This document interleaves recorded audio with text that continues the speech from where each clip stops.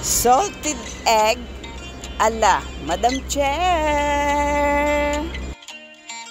Hello mga ka-chair. Ito pong muli ang inyong Madam Chair at bibigyan po namin kayo ng makabuluhang panunuorin ngayon. At bilang OFW, narito po ang ating Madam Chair version ng salted egg. Kaya tara, let's go! Ito na ang ating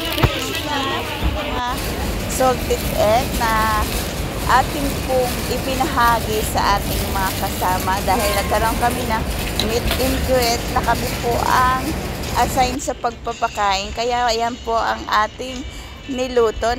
Nag-boiled lang po tayo ng talong at saka ng okra. Tapos may kamatis. At syempre yung ating favorite na sausawan. At syempre nilagyan natin ng duck eggs at saka chicken salted egg. Kaya yan, di ba ang ganda ng pinalabasan? Kaya I'm very proud na ibahagi po sa inyo ang recipe ito. Malay po natin matuto tayo at maging kahit po pa konti-konti ang ating tubo dyan is masaya dahil kakaroon tayo ng intra-income kahit konti.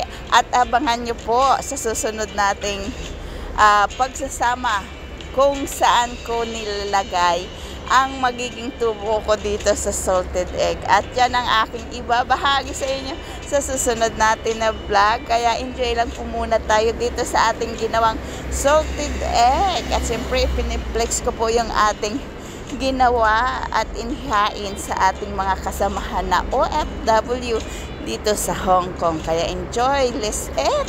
Awarding of presentation.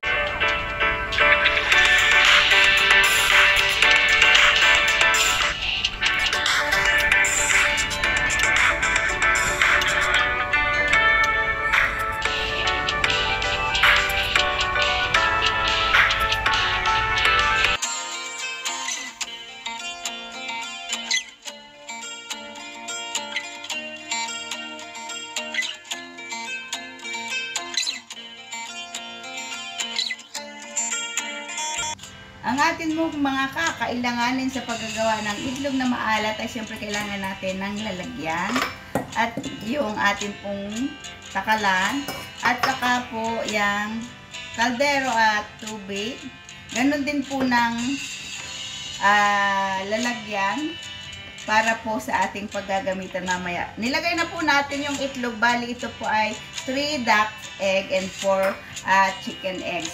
Nilagay po natin dito muna at saka salt. So ipo-pour po natin ang tubig dyan para makita po natin kung gaano karaming tubig ang ating kakailanganin sa paggawa ng itlog na maalat. Kailangan po ay punong-puno yung kanyang egg. Yan, yung bali na kaano po siya, nasa loob. So, aalisin po natin yung tubig na ating sinuka. Yan.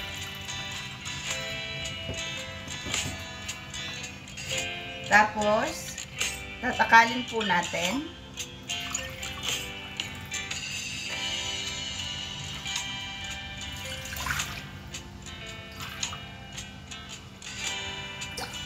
Bali, 2 cup po ng water. Yung ating 4 egg and 3 egg na gagawing itlog na maalat.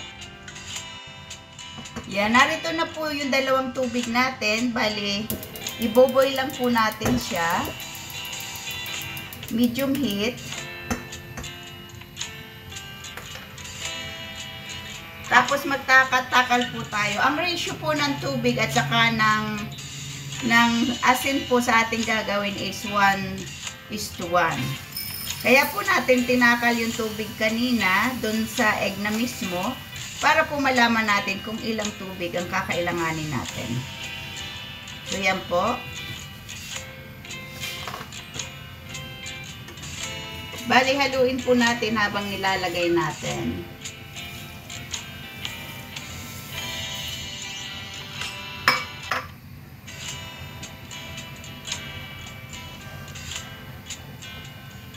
Bali, naglagay na po tayo ng isang cup. So, isusunod po natin yung another 1 cup.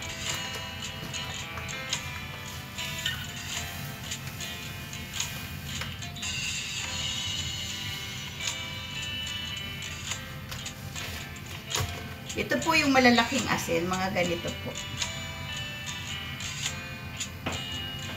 Tapos haluin lang po natin habang nilalagay.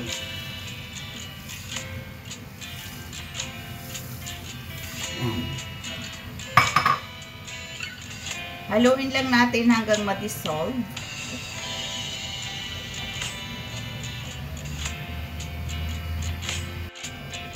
Kapag medyo kumukulo na po ang tubig, atin na pong papatayin ang gas. Yan, ang ating apoy. Tapos tuloy lang po ang paghalo hanggang matunaw na po. Kita nyo po yan, kukunti na. Yan. Hanggang tunaw na po.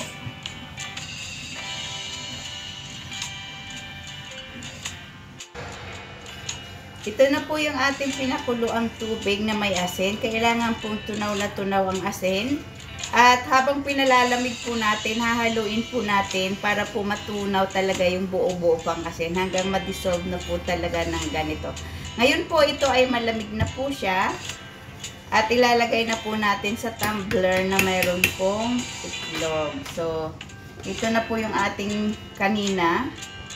So, ilalagay lang po natin yung tubig na may ano na po ng asin. Yan.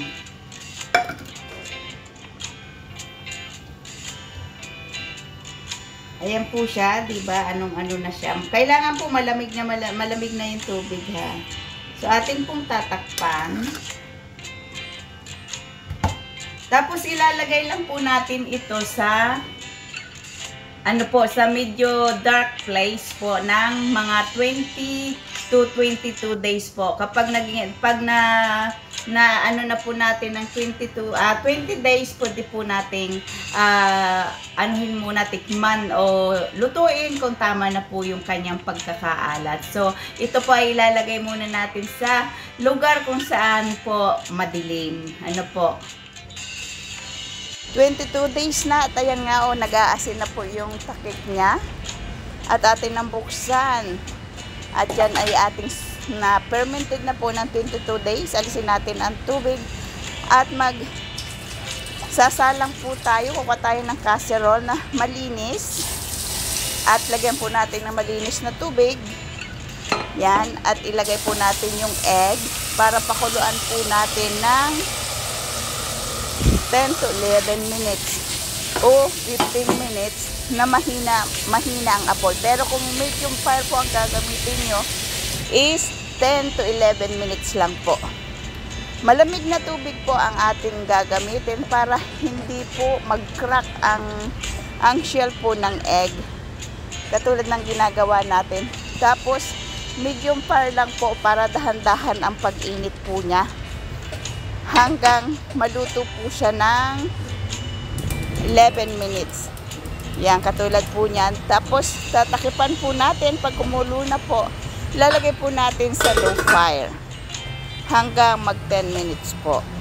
Tapos, habang pinapakuluan natin, maghanda po tayo ng bowl na mayroon pong ice water or malamig na tubig. At ilalagay po natin doon sa malamig na tubig ang itlog na salted egg na nilaga na. Bakit malamig na tubig? Para po hindi siya, pag pinalatan po natin ang egg o yung salted egg natin, ay hindi dumidikit yung laman sa balat. Kaya yun po ang doon, yung malamig, yung ice water po ang gagamitin natin. Kapag yung ice water natin ay medyo mainit pa, uminit na, palitan na po natin ng running water hanggang lumamig na po siya. At yan na nga po atin ang pinupunasan ng ating itlog na maalat. At tapos na po ang ating pagpapakulo. At yan, patutuyuin lang po natin siya. Ida-dry lang po natin ng konti. Yan. Yan, inuulit po natin yan kasi nga po. Tapos atin na pong titikman. Yan, naglagay tayo ng konting tubig para po yung mga shell po niya ay dyan po siya mailagay. Yung itlog ng chicken po yung ating ginamit. Binabalat. At kita nyo po, hindi po siya dumidikit. Yan. Pero kung halimbawa dumidikit siya, i-half lang na, cut half po natin. Tapos, i-scoop natin ng ng kutsara para buo pa rin po makukuha natin yung itlog. Pero po yan, dahil pinapahirapan natin ng ating sarili, pinabalatan natin ang itlog. So, yan na nga po. At atin pong mag-taste po tayo. Nilalaga po natin yung itlog kanina, nag-boil po tayo ng potato at naglaga tayo ng okra. Ayan, yung ating binalatan, isang chicken egg at isang duck egg ang atin pong binalatan. At titingnan po natin kung tayo po ay nakagawa ng good salted egg na pwede natin pagkakita. At yan, tagumpay naman po ang ating paggawa ng itlog na maalat. Kaya sana po ay kayo ay natuto sa ating ginawa ngayon, sa ating vlog ngayon. At pwede po itong gawin nating pangkabuhayan. So, sana po yun yung inyo pong itry para po mapagkakitaan din nyo po. As OFW, napakahalaga na mayroon po tayong ibang pinagkakakitaan, pangdagdag income. Lalo na sa ating mga mahal sa buhay sa Pilipinas, pwede nating ituro ito para mayroon po silang intra-income bukod sa kanilang mga trabaho. Kailangan po lahat tayo ay tulong-tulong para mas magaan at mas mapadali para maabot natin yung ating mga pangarap kung bakit po tayo pumunta sa ibang bansa. Kaya salamat po sa inyong pakikinig at panonood. Bye po. Hanggang sa muli po. And by the way, ito nga po pala, tinitikman po natin ang ating ginawa. Ito yung first time po nating ginawa na salted egg. Kaya tinitikman natin yung duck egg. At tamang-tama lang po ang lasa niya at napakasarap po sa ating sa kamatis, sa anumang nilaga po natin dyan. At syempre, saan pa ba dapat ilagay natin yan? Sa palabok. Masarap din po yan na ilagay. Kaya, yum, talagang si Madam Chair ay kain-kain. Ano po, hindi makasalita. Kaya yan, very good na very good. Thank you po. Sa susunod ulit.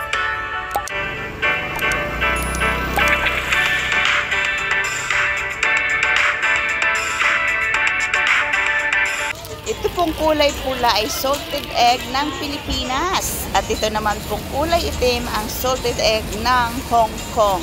Kaya yan. Pero sa atin, simplihan lang po natin, puti na lang po.